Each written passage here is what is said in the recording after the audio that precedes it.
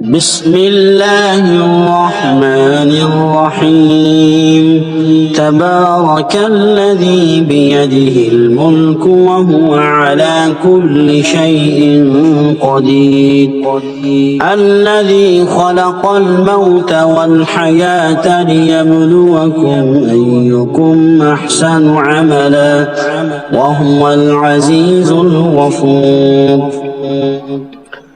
الذي خلق 7 سماوات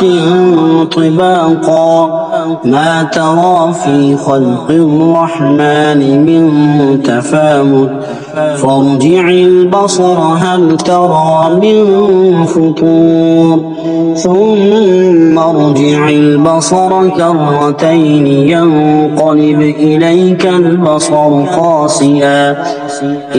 البصر خاسئا وهو حسير ولقد زينا السماء الدنيا بمصابيح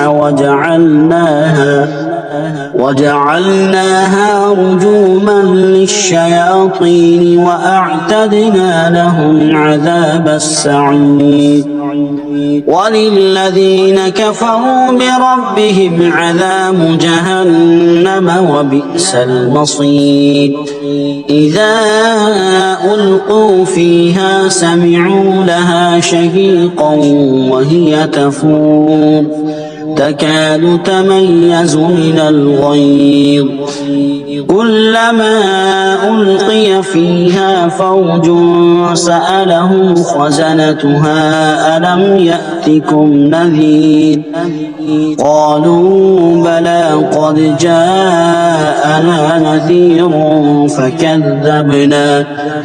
فكذبنا وقلنا ما نزل الله من شيء إن أنتم إلا في ضلال كبير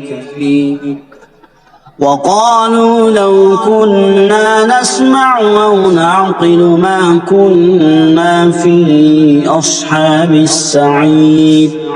فاعترفوا بذنبهم فسحقا لأصحاب السعير إن الذين يخشون ربهم بالغيب لهم مغفرة وأجر كبير وأسروا قولكم أو اجهروا به إنه عليم بذات الصدور ألا يعلم من خلق وهو اللطيف الخبير هو الذي جعل لكم الأرض ذلولا فامشوا في مناكبها وكلوا من رزقه وإليه النشور أأمنتم من في السماء أن يخسف بكم الأرض فإذا هي تمور أم أمنتم من في السماء أن يرسل عليكم حاصبا فستعلمون كيف نذير ولقد كذب الذين من قبلهم فكيف كان نكير أولم يروا إلى الطير فوقهم صافات ويقبضن ما يمسكهن إلا الرحمن إنه بكل شيء بصير أمن هذا الذي هو جند لكم ينصركم من دون الرحمن إن الكافرون إلا في غرور أمن هذا الذي يرزقكم إن أمسك رزقه بل لجوا في عتو ونفور أفمن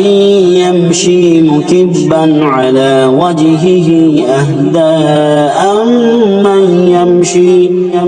أمن يمشي سويا على صراط مستقيم قل هو الذي الذي أنشأكم وجعل لكم السمع والأبصار والأفئدة قليلا ما تشكرون قل هو الذي ذرأكم في الأرض وإليه تحشرون ويقولون متى هذا الوعد إن كنتم صادقين قل إنما العلم عند الله وإنما أنا نذير مبين فلما رأوه زلفة سيئت وجوه الذين كفروا وقيل هذا الذي كنتم به تدعون